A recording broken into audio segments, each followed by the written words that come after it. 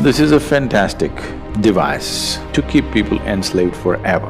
And to cover this, there's a whole lot of other stories which I don't want to enter, phenomenal tools to control populations, which has been successfully done for a long time.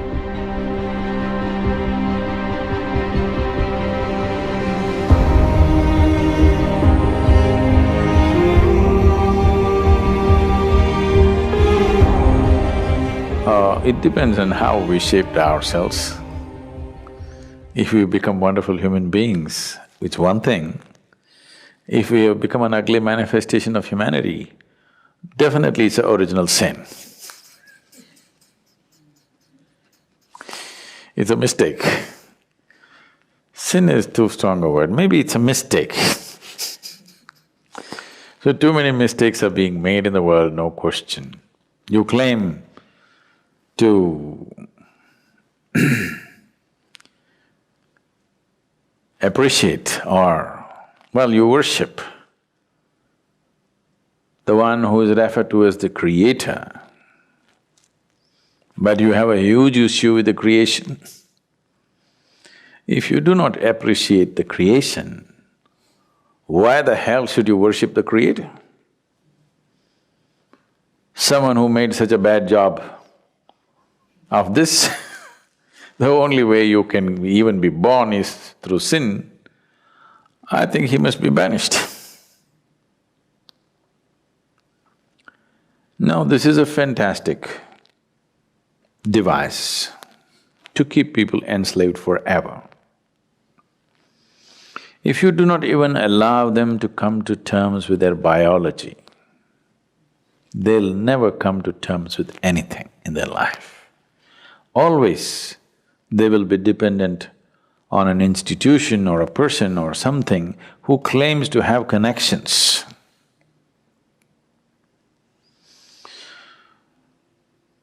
An Italian mafia guy was once brought to the law court and he just walked in with this fat cigar in his hand, and like this he came and sat down like he's a guest. Then the judge looked at his arrogance and asked, "Do you have a lawyer?" He blew the smoke out and said, "Well, I got friends in the jury."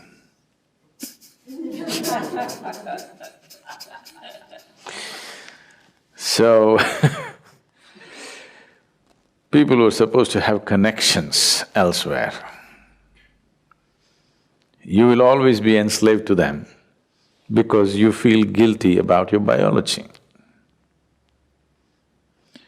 This whole thing goes into more grosser and grosser states. So except in certain cultures, everywhere else where dominant religious beliefs were spread, in all those cultures, unfortunately, they make you feel guilty of your very existence, because that way you will always be enslaved to whatever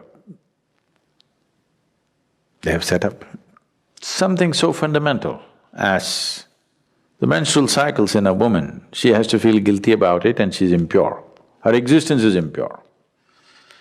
Unfortunately, I want you and all the teachers of the world to understand, if your mother did not have menstrual cycles, you wouldn't be born, even if she met your father. Yes. So the life-making material, unused, is what it is. And if that is impure, your very birth is impure, that's what they're anyway trying to tell you, that your birth is impure. And to cover this, there's a whole lot of other stories which I don't want to enter.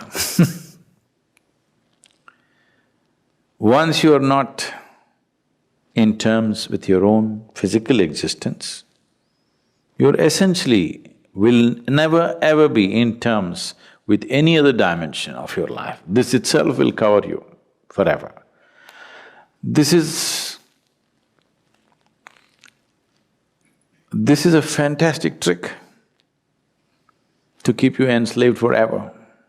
No wonder institutions have lasted Though they've lost their relevance, they stay simply because your existence, your very existence, you're guilty of.